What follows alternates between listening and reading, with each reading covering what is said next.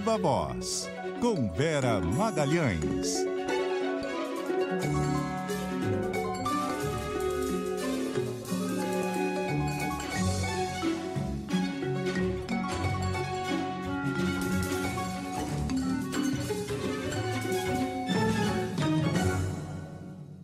Oi, Vera, boa noite, tudo bem?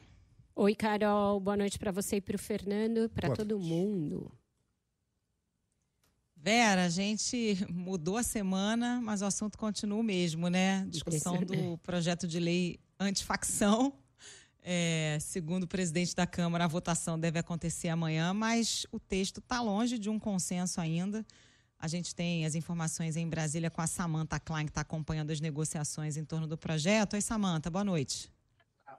Oi, Carol, Fernando, Vera, boa noite para vocês, aos ouvintes, porque o que a gente vem sentindo aqui na Câmara, ainda que esvaziada, é que sim, vem ganhando força essa possibilidade de votação em plenário. Inclusive, nos bastidores, alguns governadores estão pressionando a oposição a votar favoravelmente.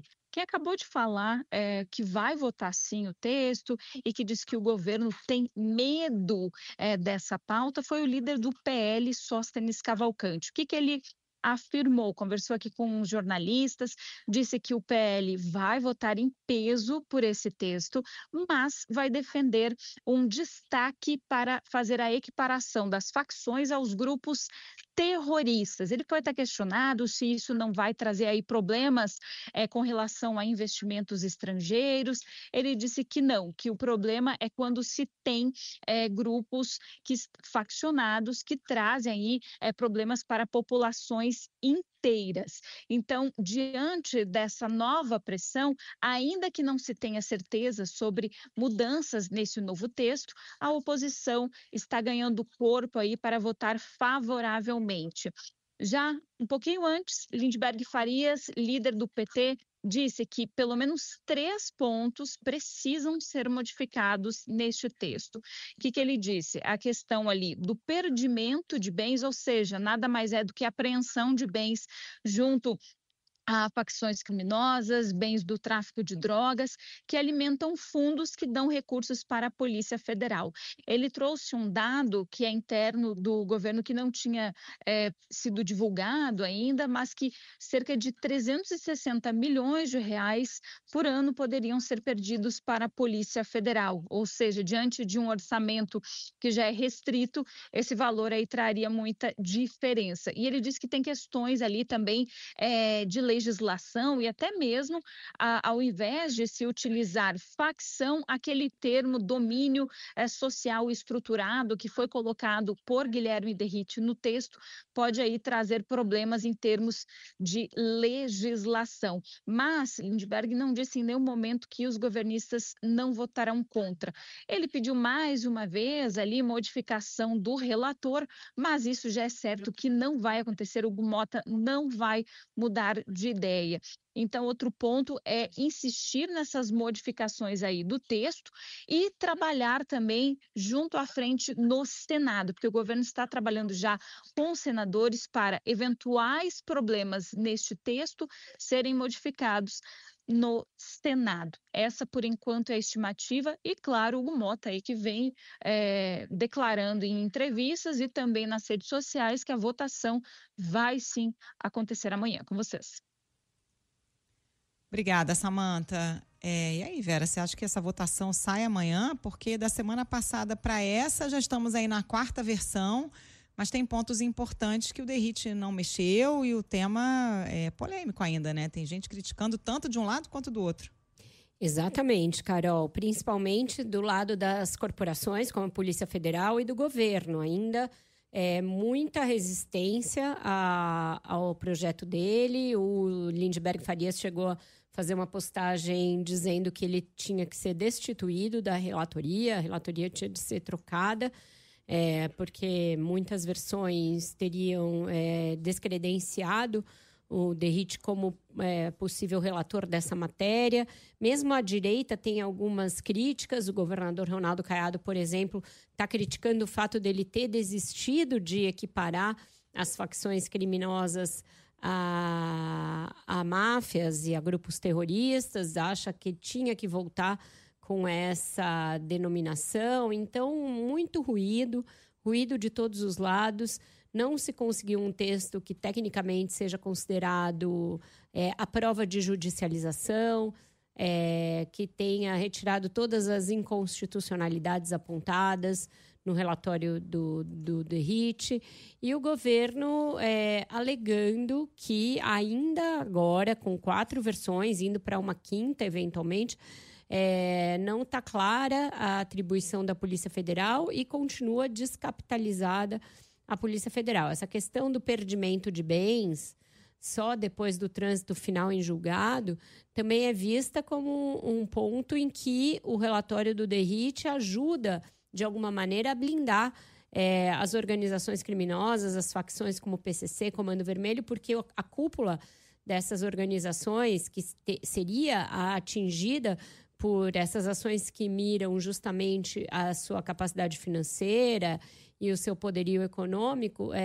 seria poupada aí por anos, que é o tempo de duração de processos judiciais, de ter a perda definitiva dos seus bens. Então, muita controvérsia, muito ruído, mas o Hugo Motta tem aí o objetivo de colocar esse projeto como a sua grande marca. Então, ele está obstinado, está decidido a manter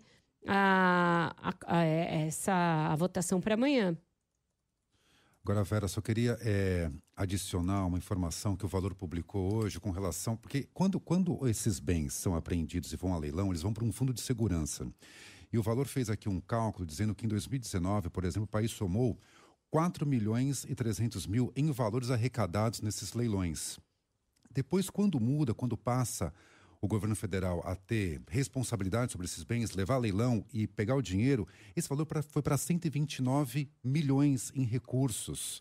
Então, quer dizer, isso pode minguar o dinheiro que o governo federal tem na mão para combater justamente a criminalidade. Exato, porque se você espera o trânsito final em julgado e esses bens ficam ali sob guarda da justiça, ficam ali sem poder ser vendidos...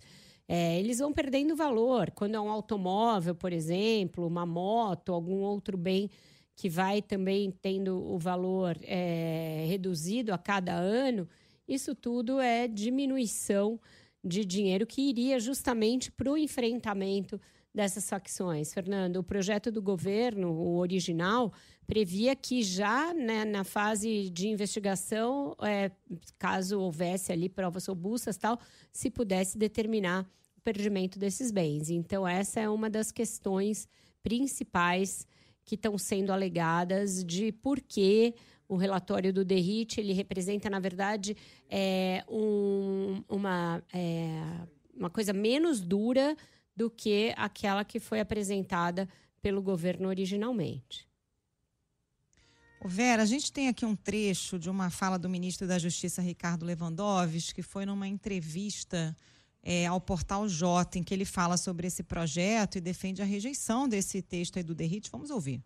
Diante das flagrantes inconstitucionalidades que tem esse projeto, o que remanesceu agora, depois que desistiram de cercear as competências da Polícia Federal, então eles pegaram por outro ângulo, estão cerceando, digamos assim, os recursos para a Polícia Federal e as demais forças de segurança. Então, estão prevendo que vá dinheiro para os fundos estaduais, descapitalizando, a meu ver também, inconstitucionalmente, os fundos federais. Então, eu vejo muito pouca perspectiva, porque ou nós rejeitamos o projeto em bloco do DERIT, ou então nós vamos começar a discutir ponto a ponto eventuais emendas que vamos fazer, e também nesse aspecto somos minoritários. Tem um outro trecho em que ele fala sobre a política de segurança e diz que ele é um calcanhar de Aquiles de todos os governadores. A segurança pública não é um calcanhar de Aquiles da esquerda ou do atual governo, é de todos os governadores. Eu desafio quem quer que esteja aqui nos assistindo que aponte um governo de estado que tenha sido bem sucedido na luta contra o crime organizado. Não se pode mais andar nas ruas das grandes capitais de qualquer estado do país. Então, os estados e os governadores faliram ou falharam, melhor dizendo, redondamente no combate à criminalidade organizada. Então, essa é uma questão que está sendo imputada ao governo federal, mas acontece que o governo federal nunca teve a competência constitucional de combater o crime organizado. Elevou o tom aí o ministro Ricardo Lewandowski, né, Vera? Nessas duas frentes, fazendo críticas aos governadores e também ao projeto relatado pelo DERIT. Pois é, duas frentes que talvez não sejam compatíveis com os objetivos do governo, porque se o governo tem o objetivo de melhorar o projeto, tentar fazer com que ele chegue o mais próximo possível da sua própria versão, né, portanto, o projeto original, ele vai precisar negociar. Essa elevação de tom não ajuda na negociação, principalmente quando a gente sabe que os governadores estão trabalhando pela aprovação do substitutivo do DERIT, pelo menos na sua grande maioria. O governador de São Paulo é um, o governador do Rio de Janeiro é outro. Então, a gente tem aí um impasse colocado. Se a ideia é fazer um confronto de narrativas de quem está melhor e quem está pior, não é bom para o governo isso. Porque a avaliação do governo federal no terreno da segurança não é boa. Então, eu não entendi muito por que o governador foi por esse caminho. O ministro, de que todos os governadores falharam. E é verdade que, a rigor, você não pode dizer que ninguém está indo bem nesse assunto. As organizações criminosas só crescem no Brasil. Mas, se ele está pregando justamente a união, colaboração, que trabalhem efetivamente em conjunto, etc., esse discurso do confronto não é muito efetivo. Já em relação ao primeiro, ele estava apontando justamente esses pontos que a gente discutiu aqui, Carol e Fernando, que é a descapitalização da Polícia Federal, essa ideia de você dificultar a venda dos bens, que justamente seria para compor fundos que iriam financiar o enfrentamento dessas facções, né? Mas sim, subiu o tom e dá a entender que o governo vai para o tudo ou nada e vai tentar rejeitar o projeto do DERIT. Eu não sei se tem bala para isso, acho que não. Tem aqui outra manifestação de outro ministro agora do Supremo Tribunal Federal, que é o André Mendonça. O Matheus Leite tem aqui o que disse hoje sobre segurança também. Matheus.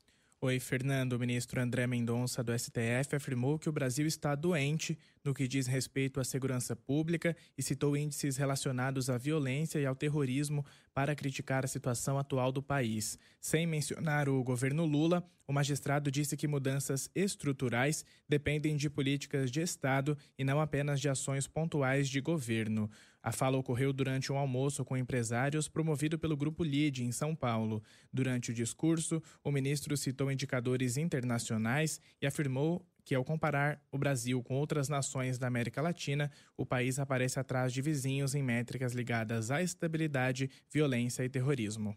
Deixa eu dar um dado para os senhores. Sabe quem está à frente de nós em segurança pública?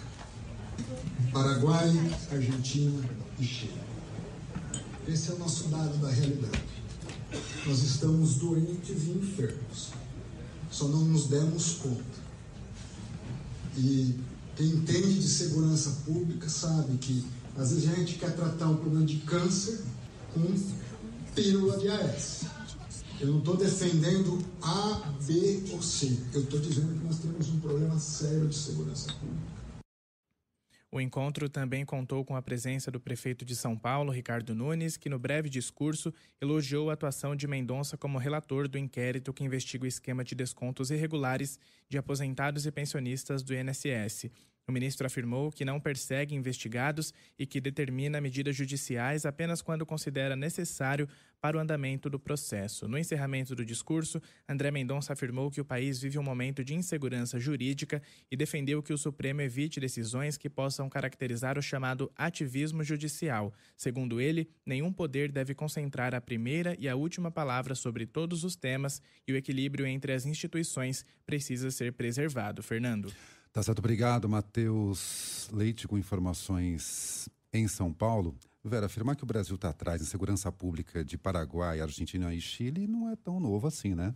Algo mais histórico já, né? A gente é um país bem maior, né? Nesse caso, as dimensões continentais dificultam o enfrentamento de entrada de drogas pelas fronteiras, etc.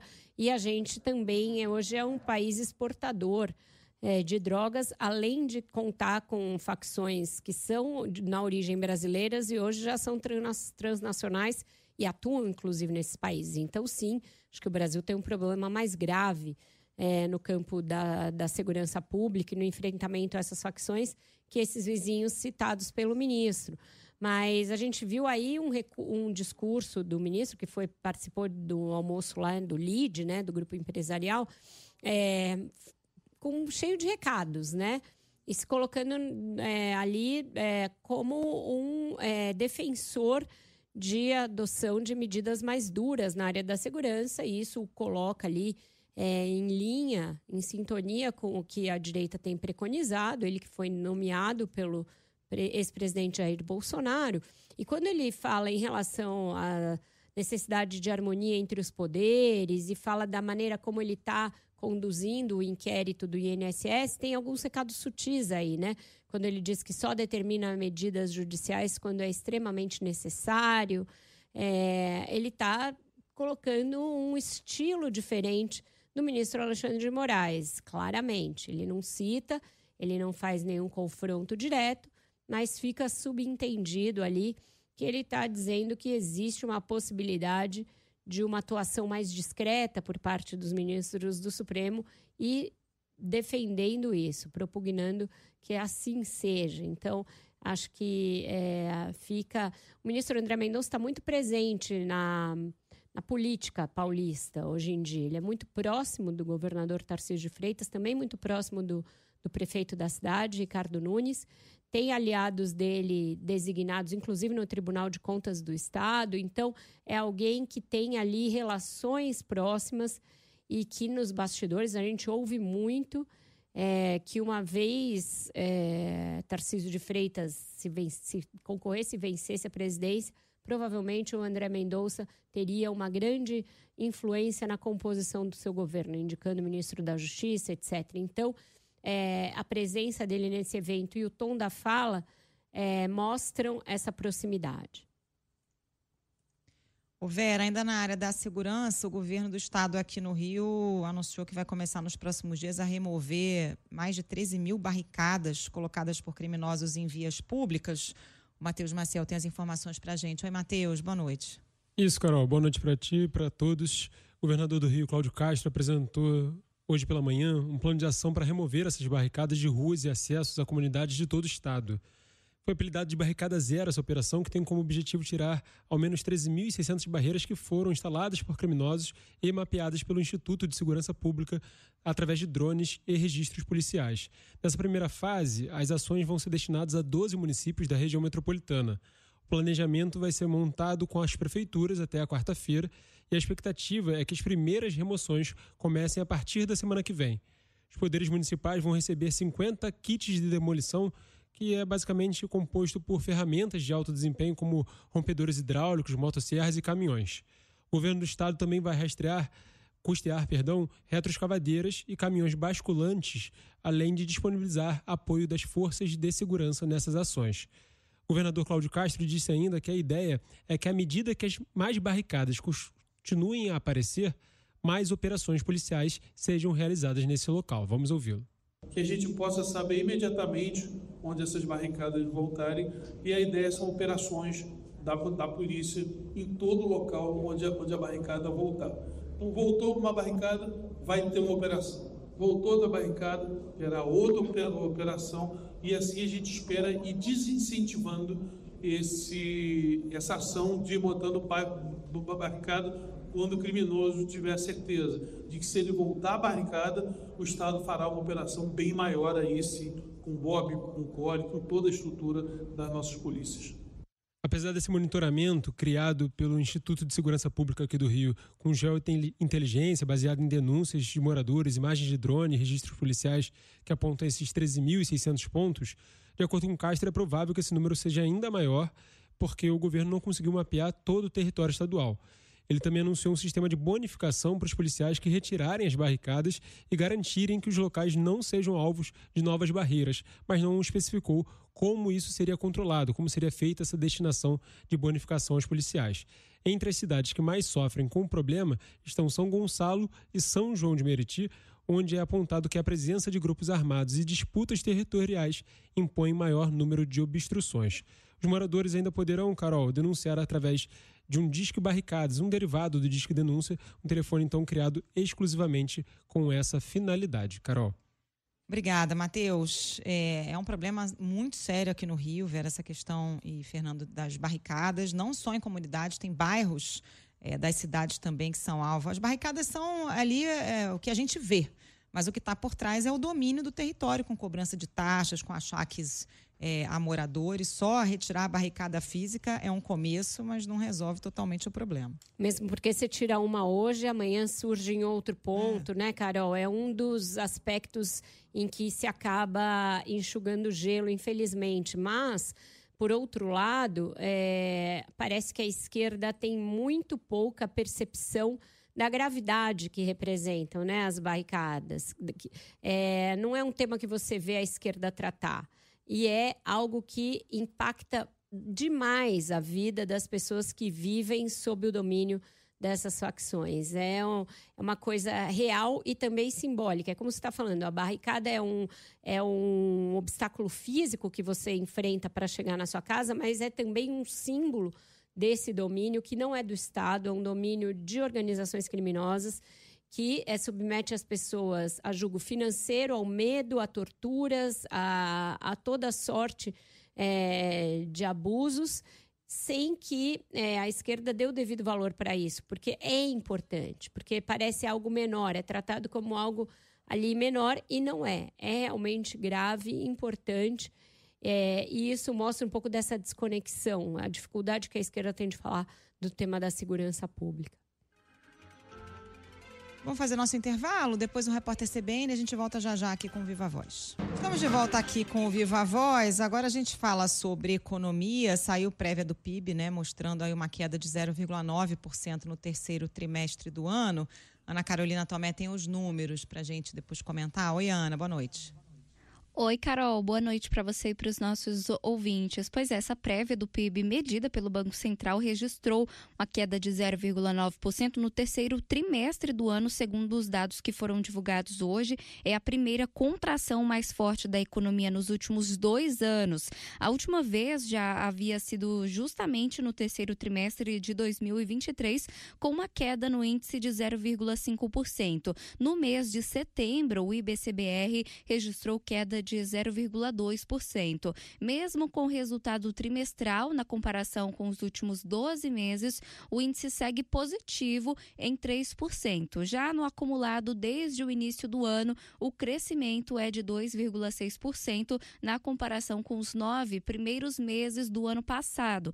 Essa redução na atividade econômica já era esperada diante do cenário de juros mais elevados para conter aí a inflação. Os dados do Banco Central mostram ainda, Carol, que a retração na atividade atingiu os 3 principais setores da economia no terceiro trimestre deste ano, sendo maior na agropecuária, que teve queda de 4,5%, seguido da indústria com redução de 1% e no setor de serviços com queda de 0,3%. Para André Perfeito, economista-chefe da Garantia Capital, os números já eram esperados, tendo em vista a estratégia do Banco Central de reduzir a atividade econômica para fazer a inflação se aproximar da meta de 3%. Os dados do IBCBR estão reagindo a uma política monetária bastante contracionista, né? Nesse sentido, a notícia boa é que está ruim. O fato da economia estar finalmente desacelerando abre margem, algum tipo de espaço para o Banco Central começar a pensar em algum corte de juros. A gente estava numa situação onde, a despeito de uma política de juros bastante elevada, a economia seguia muito forte. Então, agora está entrando dentro do cenário que o Banco Central imaginava, e isso deve permitir algum tipo de suavização da curva de juros ao longo de 2026. E assim, mesmo com o desaquecimento da economia, a expectativa dos analistas é que uma redução dos juros só deve mesmo começar a acontecer a partir do próximo ano. O IBCBR não é um índice oficial de crescimento que é medido pelo IBGE e deve ser divulgado no início de dezembro, mas serve de parâmetro para auxiliar aí nas decisões do Copom para a definição da taxa Selic.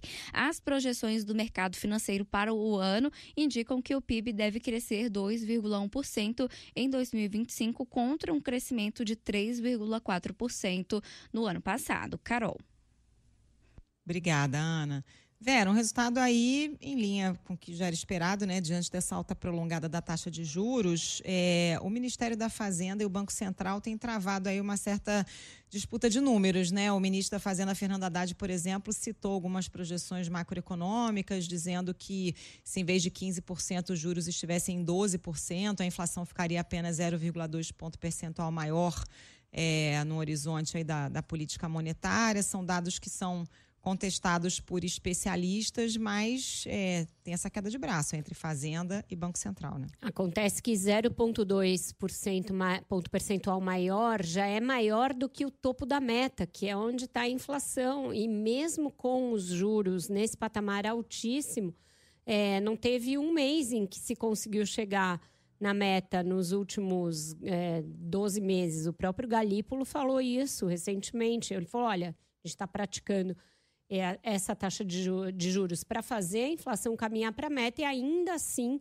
ela está fora da meta. Então, o que ele reiterou, inclusive num tom, a meu ver, também um pouco ali de quem está já cansado desse tipo de pressão, foi que o que o Banco Central é comissionado para fazer, cumprir a meta de inflação, e que quem define a meta de inflação é o Conselho Monetário Nacional, que é composto, inclusive, pelo ministro Fernando Haddad, Simone Tebet e ele próprio Galípolo. Então, se o ministro acha que um pouquinho de inflação a mais não teria problema, tem de rever a meta. O problema é que toda vez que rever a meta é um grande baque no mercado, porque aí se entende que a coisa está descontrolada e que o fiscal está todo descontrolado. Então, tem que ter muito cuidado com esse tipo de declaração.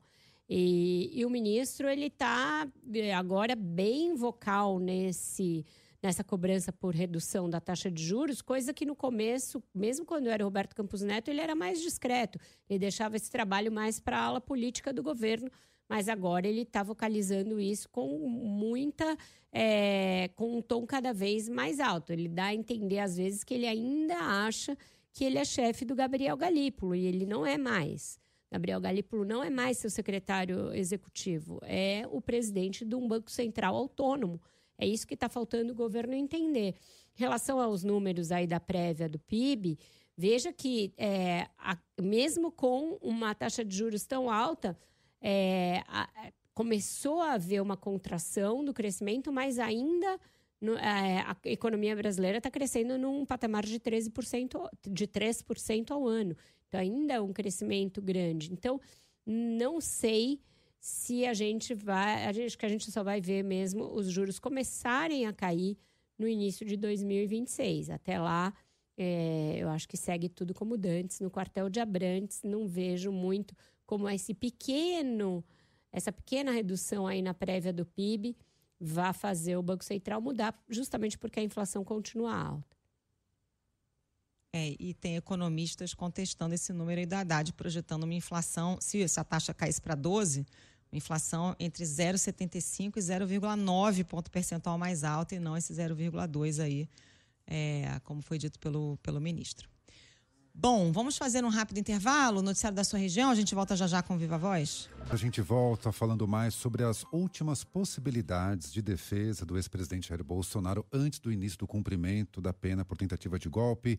Vamos a Brasília com Isa Staciarini. Oi, Isa. Oi, Fernando. Pois é, olha, o gabinete do ministro Alexandre de Moraes do Supremo Tribunal Federal se prepara para publicar o acórdão do julgamento do núcleo principal da trama golpista amanhã. E aí essa decisão deve ser publicada no Diário Oficial da Justiça, lembrando que hoje foi publicada a ata do julgamento que negou os recursos. Com isso, com a publicação do acórdão, começa a contar o prazo para as defesas entrarem com novos recursos. Os advogados do ex-presidente Jair Bolsonaro me confirmaram que planejam entrar com aquilo que eles chamam de embargos infringentes. Isso porque o recurso anterior, que era de embargos de declaração, foi negado. E repetir esse novo instrumento poderia ser interpretado ali como um enfrentamento ao Supremo Tribunal Federal. O prazo que a defesa defesa tem para entrar com os embargos infringentes é de 15 dias. Só que nesse caso é contabilizado apenas 10, porque os outros 5 já foram considerados ali nos embargos de declaração. A aposta, portanto, é que uma resposta do ministro relator Moraes ocorra a partir do dia 28 de novembro e há uma previsão de que o rito seja semelhante ao que aconteceu com o ex-presidente Fernando Collor de Mello. Nesse caso, na mesma decisão que negou o recurso, Moraes determinou o trânsito em julgado e já a prisão imediata de Collor. Portanto, a previsão nos bastidores é que Bolsonaro possa ser preso a partir do dia 29 de novembro. Isso porque amanhã é dia 18 de novembro, contam os 10 dias de prazo, daria ali sexta-feira, 28 de novembro, e, portanto, uma resposta viria já no dia seguinte. Nos bastidores, é praticamente improvável os ministros ali da primeira turma aceitarem os embargos infringentes, até porque seriam necessários pelo menos 2 votos contrários à condenação e apenas o ministro Luiz Fux votou pela absolvição de alguns dos réus. Por isso, a defesa do ex-presidente corre contra o tempo para tentar reunir todos os laudos médicos. Isso porque a intenção é tentar manter Bolsonaro em prisão domiciliar ou evitar que ele vá para um presídio comum e, neste caso, uma cela especial no Exército seria considerado menos pior, lembrando que Bolsonaro é capitão da reserva. No caso de Fernando Collor de Mello, Moraes determinou que ele ficasse um tempo preso em uma cela individual na ala especial do presídio de Alagoas, por ser ex-presidente da República, e depois, acho que de uma semana, ele foi transferido para a prisão domiciliar no apartamento dele, diga-se de passagem, à beira-mar, lá em Maceió. Fernando. Bom, tá certo, obrigado. Isa está saindo com informações em Brasília. Vera, questão de dias, né? Parece não ter mais muita margem para recursos, né, Fernando? Mesmo essa ideia de apresentar embargos infringentes é para marcar território, demonstrar que eles acham que há uma arbitrariedade, o fato dele ter sido condenado pela primeira turma, por uma pena que eles consideram muito alta, ter havido um acúmulo de penas de crimes diferentes, quando a defesa diz que deveriam ter sido computados em conjunto alguns dos crimes atribuídos a ele. Então, é para marcar posição. A gente sabe que não vai ser aceito e que aí vai se discutir o início do cumprimento da pena. É aí que a defesa do Bolsonaro deverá entrar com um pedido aí humanitário para prisão domiciliar, e aí eles esperam que haja alguma chance. Tem ministros próximos ao ministro Alexandre de Moraes que defendem que seja concedido.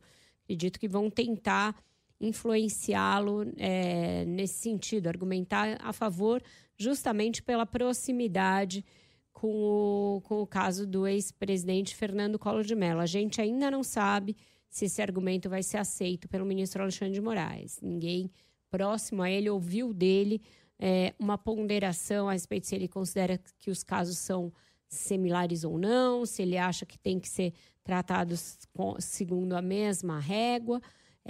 Então, isso deve ficar para as próximas semanas. Acho que a gente deverá ter uma definição já nas próximas semanas. Agora, Vera, enquanto isso, 2 dos filhos do ex-presidente embarcam hoje para El Salvador, o senador Flávio Bolsonaro e o deputado federal Eduardo Bolsonaro, que está morando nos Estados Unidos, vão a El Salvador. Em tese, vão tentar se reunir com o presidente Nayib Bukele, que se tornou um símbolo da direita latino-americana.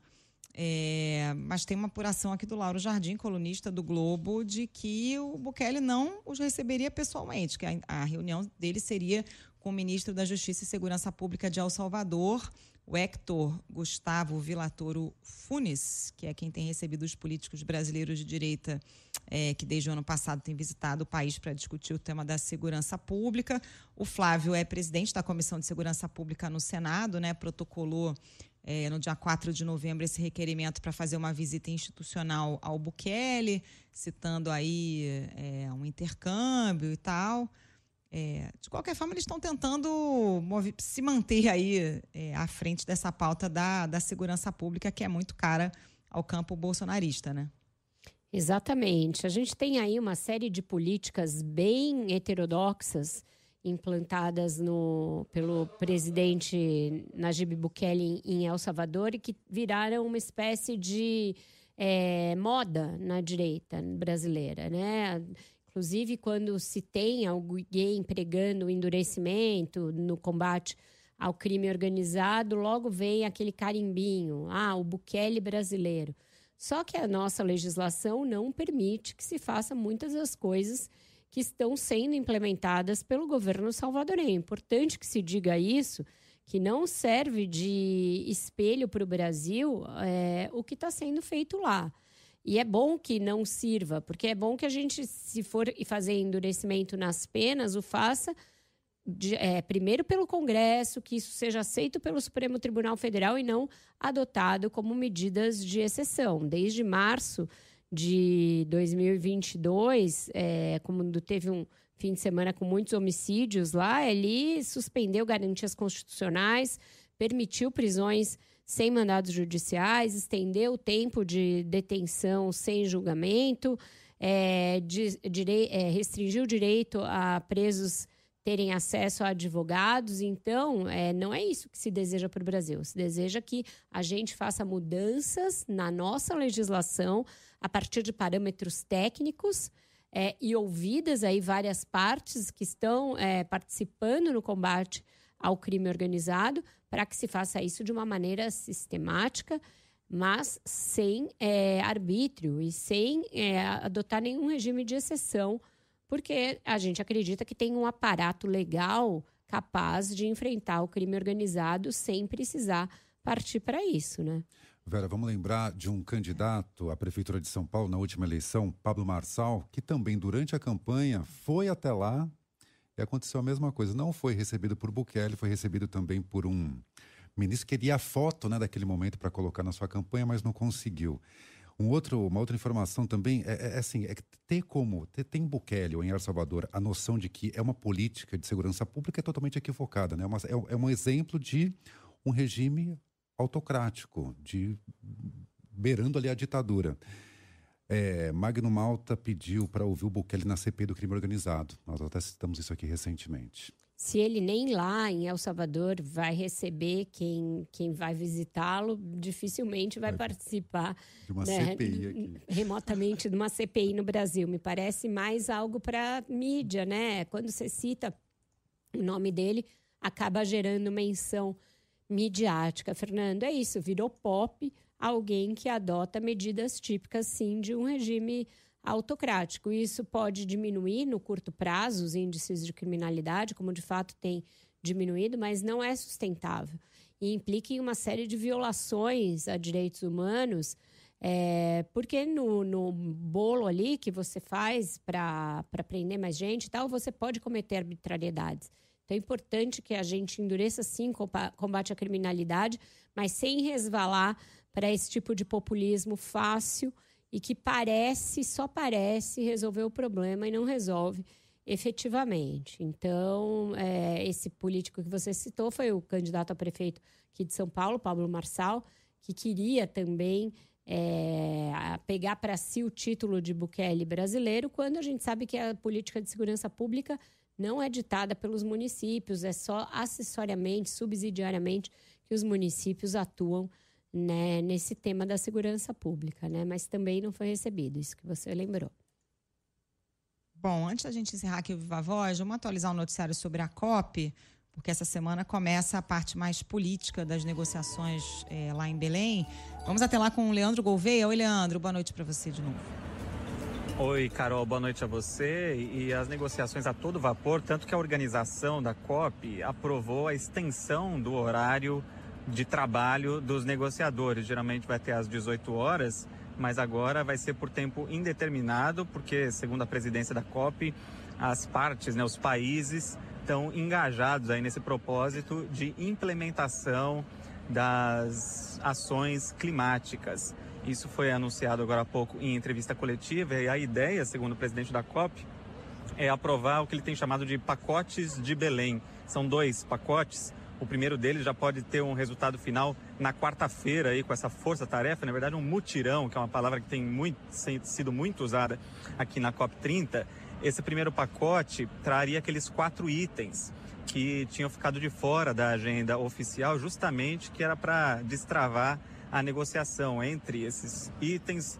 Financiamento público climático, que é um dos mais importantes, sempre tema de debate, e também as metas de redução de emissões mais ambiciosas. E aí, outros temas da agenda oficial que tenham a ver com esses 4 itens, por exemplo, adaptação climática, transição justa, poderiam também entrar nesse pacote durante essa negociação e poderia já ter um texto final, então, na quarta-feira. E aí um segundo pacote com outras questões que não estejam relacionadas com essa, pode ficar pronto na sexta-feira, que é justamente o último dia de COP, se é que a conferência vai mesmo terminar na sexta-feira. Como você disse, é uma semana mais política, tem a presença de ministros de todos os países, aí, ministros de meio ambiente, de agricultura, de energia. Hoje mesmo o vice-presidente Geraldo Alckmin também esteve por aqui com uma agenda longa e fez um discurso, citou, entre outras coisas, a eliminação da dependência dos combustíveis fósseis, como o próprio presidente Lula vem defendendo. A ministra Marina Silva tem dito que isso precisa ser feito, ainda que haja contradições, né, em referência aos projetos de exploração de petróleo, mas o Brasil tem buscado apoio desse mapa do caminho para se distanciar dos combustíveis fósseis. Não é algo que está na agenda oficial, mas que o Brasil quer colocar a possibilidade de que isso seja incluído na agenda, talvez, da COP que vem, que isso já seja estabelecido agora. E aí alguns países, Reino Unido, Alemanha e França, já têm dado esse apoio. E o presidente Lula deve vir à COP aqui, quarta-feira, deve estar de volta para participar também dessas negociações, pelo menos por um dia. Carol. Valeu, Leandro, obrigada. Essas negociações da COP, para a gente que olha de fora, acontecem a passos muito lentos, né? Vamos incluir nas negociações para a próxima COP, o que já é uma vitória, né? Mas a mudança climática vai muito mais rápido do que as negociações andam, né? Sempre acaba ficando um gostinho de frustração, né, Carol? Principalmente pela dificuldade dos países, sobretudo os maiores emissores, os países mais ricos, pôr a mão no bolso, custear a agenda e o que é necessário em termos de financiamento público para enfrentar as mudanças climáticas. O mapa do caminho é uma ideia que foi levantada pela ministra Marina Silva, encampada pelo presidente Lula, mas é isso, no nosso próprio mapa do caminho tem uma série de obstáculos, entre eles a nossa própria resistência em abrir mão da exploração de combustíveis fósseis, né? Então essa é uma contradição evidente. E isso vai ficar também claro quando o presidente voltar a Belém. Ele deve voltar na quarta-feira para voltar a defender essa ideia que é ótima, que é boa, mas que não é simples de implementar, vide o próprio caso brasileiro. Vamos fechar com o Jardim Macalé, gente? Vamos. Morreu hoje, né? O Jardim Macalé, um dos grandes nomes aí da música brasileira. Ele que era carioca, mas se aproximou muito dos baianos. Foi um membro honorário do movimento tropicalista ali, contribuiu com os primeiros shows da Maria Bethânia, com o disco Transa do Caetano Veloso e muitos outros do movimento, e depois construiu uma sólida discografia própria. E nos deixou hoje vítima de uma broncopneumonia. Sendo celebrado aí por quase todos os grandes nomes da MPB, grandes nomes assim como ele. E a gente fecha com uma das principais músicas, uma das mais conhecidas dele, que é Movimento dos Barcos, de 1971, justamente o momento quando ele começa a afastar um pouco a sua carreira do tropicalismo. E você também.